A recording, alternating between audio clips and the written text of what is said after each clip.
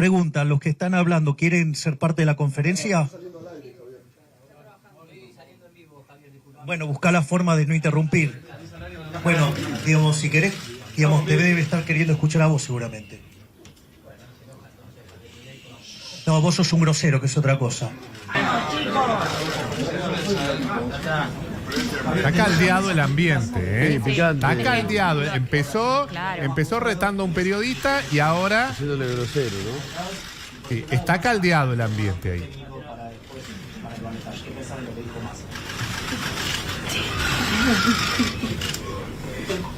La verdad que la segunda es muy divertida, ¿no? Veo que la forma de construir las falacias ad hominem se vuelven cada día más divertidas. O sea, así que si él le está pidiendo un examen psicotécnico para que alguien sea presidente, yo pediría que por lo menos den un examen de economía para ser ministro, ¿no? Y lo otro es, mirá, cuando vos mirás los números de la economía argentina, decime si cada uno de los análisis son incorrectos. No, digo, yo miro los indicadores de la economía argentina, de vuelta, los repaso todos para que los tengamos claros. Tenés un desequilibrio monetario fruto del cepo que es peor que el que teníamos en el Rodrigazo, con un déficit fiscal más grande que el que teníamos en el Rodrigazo. Tenés una relación de pasivos monetarios remunerados respecto a la base que es mayor que el que teníamos en el primer trimestre del 89 previo a la hiperinflación de Alfonsín.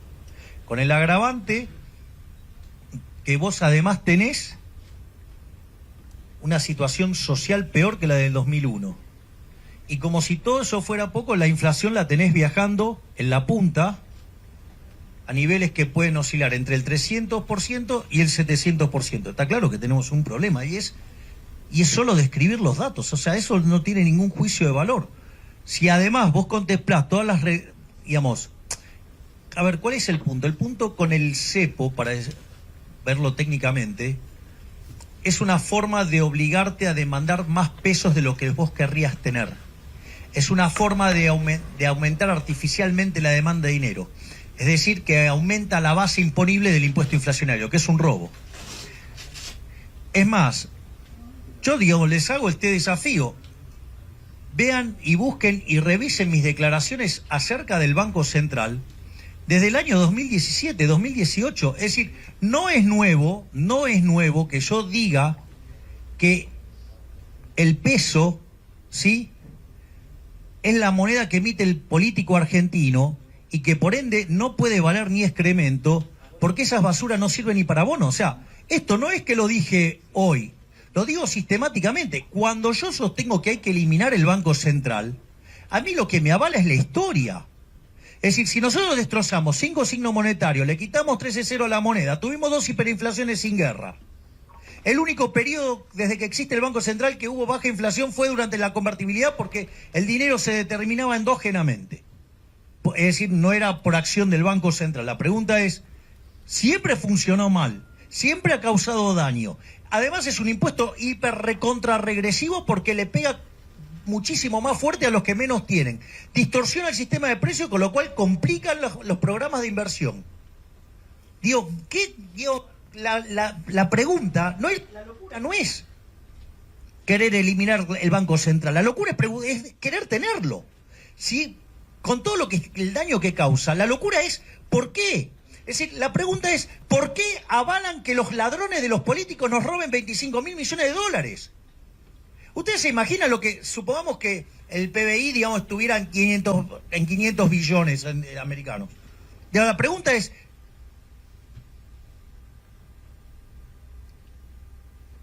si yo le voy a inyectar a la gente, le voy a devolver 5 puntos del PBI, ¿cuál es el problema? Es decir, ¿por qué le avalan a los políticos que nos roben 5 puntos del PBI? Esa es la discusión. Hay un conjunto de delincuentes que se quieren quedar con 5 puntos del PBI a costa de todos ustedes. Ahí está la cuestión. Por eso la defienden con uñas y dientes. Y todos los cómplices de los políticos ladrones van a salir a defenderlos. pero no han podido dar un solo argumento sólido en contra de nuestro argumento de terminar con el Banco Central. Próxima, por favor. ¿Qué tal, Milei? Buenas tardes. Jorge Moure, de Radio Mitre.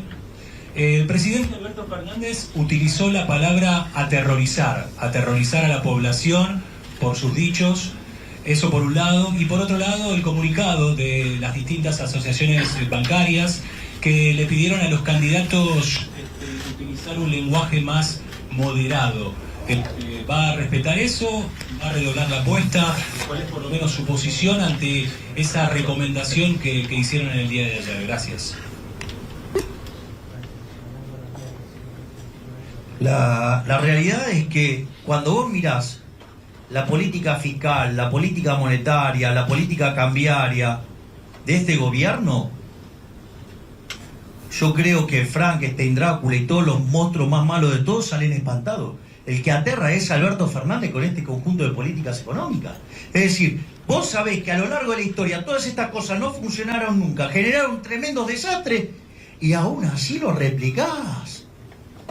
Es decir, yo le diría, Alberto, vos sos el que asustás a la gente con tu admiración por Alfonsín y lo querés llevar a los hechos de manera intensa. O sea, eso me parece que causa terror. Y en el caso de los bancos, digo que hay una policía del pensamiento, hay una policía de cómo tenés que expresarte, que, o sea, las personas no pueden ser distintas, o sea, todos tienen que tener el mismo tono, todos tienen que... Porque él también nos pide que todos nos vistamos igual, que todos pensemos igual. Digo, la verdad que transpiran tanto socialismo que da que hablar. Pero claro, yo lo entiendo, tienen un problema grave. ¿Sabes cuál es el problema grave? Que hoy los bancos no trabajan de bancos. Los bancos hoy toman depósitos, ¿sí? Y en lugar de ir y prestar, hacen LELIQs. Entonces, se cobran, ¿sí?, un spread y miran. Claro, entonces, ¿saben cuál es el problema? Con nuestro modelo van a tener que salir a laburar de banqueros en serio. No de apéndice del gobierno. Tremendo, ¿no? Ahora se entiende por qué se ponen como se ponen. Es decir, muchachos, nosotros vinimos a cambiar esto en serio. Y por eso el statu quo está chillando, está crujiendo. Milei, buenas tardes. May Barana de Radio 10. Estamos en vivo con Pablo Dugan.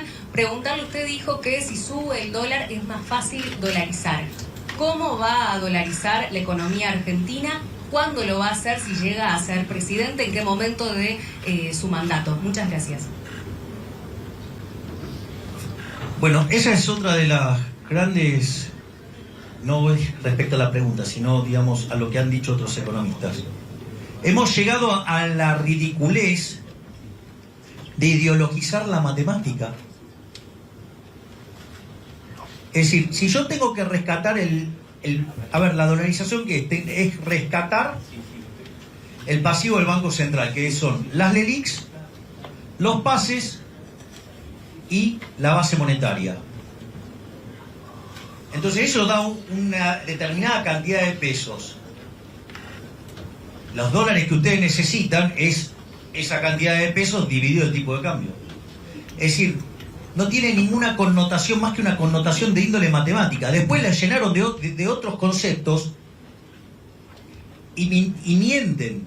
A ver, el punto es el siguiente. Si nosotros siempre hemos dicho que la dolarización es al tipo de cambio de mercado, es al tipo de cambio de mercado, es lo que determina los individuos interactuando, que determina ese nivel de ese precio.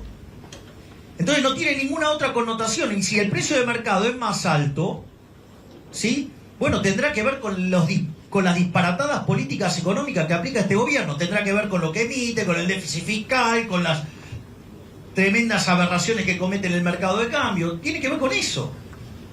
Es decir, pero ponerle ideología a una cuenta es verdaderamente patético. O sea, con lo cual contesté la primera pregunta. Pasarme la segunda era... ¿Cómo va a ser para dolarizar y cuándo? ¿En qué momento de su mandato si llega a ganar? A ver, nosotros más bien nosotros si ganamos, en el primer día que llegamos al gobierno vamos a llamar a extraordinarias. Estamos terminando un paquete de medidas que vamos a enviar al Congreso para mandar las reformas, y dentro de esas reformas va a estar también la reforma que implica la eliminación del Banco Central. El tiempo en el que se tarda, digamos, hay que separar los pasivos monetarios del central en dos. Por un lado, lo que tiene que ver con las LELIQs, eso, digamos, es más rápido en términos de tiempo, en 3 meses vos lo podés liquidar. Es más, con lo cual en ese momento, es más, podés abrir el cepo y se termina el problema del cepo. Lo que demanda más tiempo es la conversión de la base monetaria. A ver, hoy el billete más grande de la Argentina no compra $2. No compra, o sea, entonces, ¿cuál es el problema? Que todo el circulante que nosotros usamos es de muy baja denominación. Por ejemplo, en el caso de Ecuador, que tenía una macroeconomía muy parecida a la nuestra, al momento de dolarizar, lo quiso hacer en 3 meses y no lo pudo resolver operativamente, porque no tenés los billetes para poder hacerlo, los billetes físicos de baja denominación. Lo intentó hacer a los 6 meses, no pudo, recién pudo a los 9. En el caso de El Salvador, que tenía una situación macroeconómica distinta, no tan apremiante, dejaron la opción en las personas, tardó 24 meses. Nosotros lo que estamos proponiendo es una opción como la de El Salvador, pero que cuando 2/3 de la base monetaria se convierten, automáticamente ahí y haces la liquidación total. Es decir, que va a depender de qué, va a depender de lo que decida la gente en cuanto a cómo ir cambiando los billetes. Ahora, dado la situación de Argentina y el contexto macroeconómico y las similitudes con el caso de Ecuador, es más probable que se parezca a Ecuador que a El Salvador.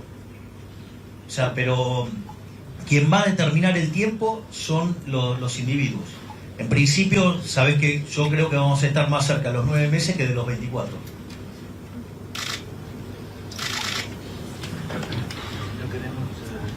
Javier, buenas tardes, Pablo Urbano del Prendi, la M990. Siguiendo con esta línea de la dolarización de la economía, suena una especie de canto de sirena saber que va a haber un dólar disponible para toda la población. Ahora la pregunta es, en ese tránsito a la dolarización, ¿cómo se le explica a la gente de menores recursos lo que puede llegar a dejar en el camino si es que esto puede llegar a suceder? Pregunta. ¿Alguien se hace trampa jugando al solitario? ¿Qué opinarían de alguien que se hace trampa jugando al solitario? ¿Qué opinarían? La pregunta es, ¿cuál creen ustedes que es el tipo de cambio? ¿La ficción del gobierno de 3.65 o el paralelo al que hay? Miren, en uno de los libros de Pablo hay un ejemplo maravilloso. Dice que va un hombre a un bazar y quiere comprar un jarrón, y entonces le pregunta, quiero ese jarrón, ¿cuánto está? 200.000 pesos, por decir algo. Dice, pero ¿cómo 200.000 pesos? Si enfrente está a 50.000. Vaya y cómprelo enfrente. No, enfrente no hay más. Bueno, acá cuando no haya más también va a costar 50.000. Precio es al que hay. ¿A qué precio hay? ¿A qué precio hay? Listo, entonces digo, cuando vos calculás tus ingresos es a ese tipo de cambio, es al tipo de cambio de mercado, el tipo de cambio de verdad. Es decir, ahora, si quieren hacerse trampa jugando al solitario, y la realidad en algún momento se los va a llevar puesto.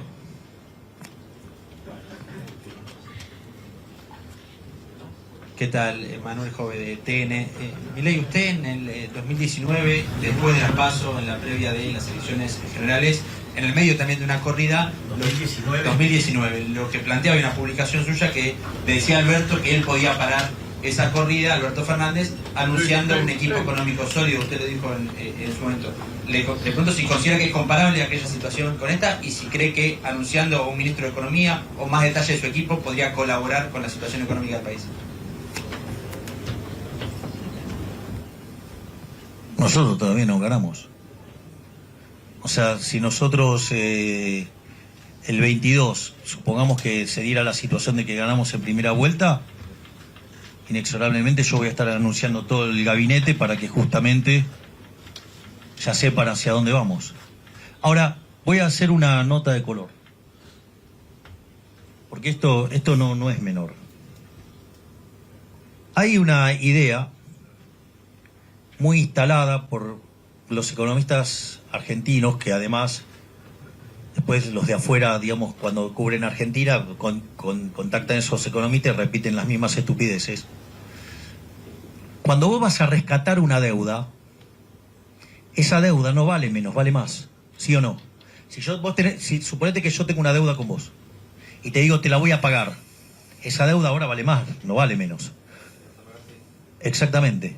Bueno, porque todos los economistas argentinos agarran y cuando te dicen que el activo del Banco Central vale 0, lo que te están diciendo es que no la van a pagar. Con lo cual la única forma en que eso se cierra es con una hiperinflación para que no valga nada lo que tenés en el pasivo. Cuando vos decís que vas a pagar, quiere decir que eso tiene valor. Quiere decir que entonces el nivel de precios implícitos no es infinito, y por ende la tasa de inflación es más baja y por ende no hay hiperinflación. Es decir, anunciar la dolarización es decir que estoy rescatando la deuda. De hecho, mi declaración frente al Fondo Monetario Internacional fue muy clara en eso. Dije, nosotros vamos a honrar nuestros compromisos y los derechos de propiedad se respetan a rajatabla. Honrar nuestros compromisos es vamos a pagar la deuda. Cuando ustedes miran la deuda del gobierno nacional, que son 400.000 millones de dólares, ¿quién creen que es el máximo acreedor del banco del gobierno? El Banco Central. Al Banco Central le debe 120.000 millones de dólares. Es decir, cuando estamos diciendo que vamos a honrar, justamente lo que estamos diciendo es que esa deuda va a tener valor. ¿Y la vamos a honrar con qué? Con superávit fiscal. Y no solo eso, cuando digo los derechos de propiedad se respetan a rajatabla, lo que estoy diciendo es que la solución de las LELIQs no va a implicar un plan Bonex, no va a implicar una expropiación, va a implicar una solución de mercado, es decir, una solución voluntaria, es decir, se respeta el derecho de propiedad. Entonces, yo no tengo la culpa de que muchos de mis colegas sean brutos y o malintencionados. Vamos a terminar la conferencia, muchas gracias.